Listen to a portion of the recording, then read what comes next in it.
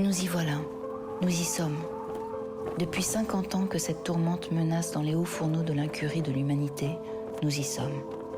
Dans le mur, au bord du gouffre, comme seul l'homme sait le faire avec brio, qui ne perçoit la réalité que lorsqu'elle lui fait mal.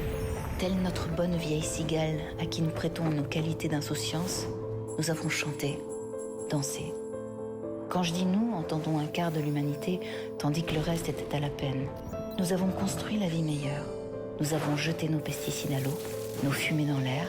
Nous avons conduit 3 voitures. Nous avons vidé les mines. Nous avons mangé des fraises au bout du monde. Nous avons voyagé en tous sens. Nous avons éclairé les nuits. Nous avons chaussé des tennis qui clignotent quand on marche. Nous avons grossi. Nous avons mouillé le désert, acidifié la pluie, créé des clones. Franchement, on peut dire qu'on s'est bien amusé. On a réussi des trucs carrément épatants.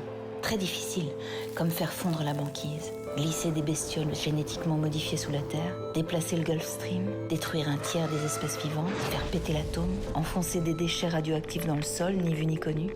Franchement, on s'est bien marré. Franchement, on a bien profité. Et on aimerait bien continuer. Tant il va de soi qu'il est plus rigolo de sauter dans un avion avec des tennis lumineuses que de biner des pommes de terre. Certes.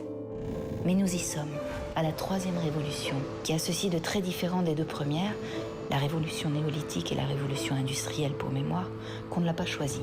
On est obligé de la faire, la 3e révolution, demanderont quelques esprits réticents et chagrins. Oui, on n'a pas le choix. Elle a déjà commencé, elle ne nous a pas demandé notre avis. C'est la mère nature qui l'a décidé, après nous avoir aimablement laissé jouer avec elle depuis des décennies. La mère nature, épuisée, souillée, exsangue, nous ferme les robinets. De pétrole, de gaz, d'uranium, d'air, d'eau. Son ultimatum est clair et sans pitié. Sauvez-moi ou crevez avec moi. À l'exception des fourmis et des araignées qui nous survivront, car très résistantes, et d'ailleurs peu portées sur la danse. Sauvez-moi ou crevez avec moi. Évidemment, dit comme ça, on comprend qu'on n'a pas le choix. On s'exécute illico et même si on a le temps, on s'excuse, affolé et honteux.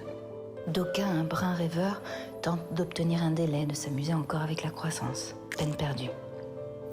Il y a du boulot, plus que l'humanité n'en eut jamais. Nettoyer le ciel, laver l'eau, décrasser la terre, abandonner sa voiture, figer le nucléaire, ramasser les ours blancs, éteindre en partant, veiller à la paix, contenir l'avidité, trouver des fraises à côté de chez soi, ne pas sortir la nuit pour les cueillir toutes, en laisser aux voisins, relancer la marine à voile, laisser le charbon là où il est.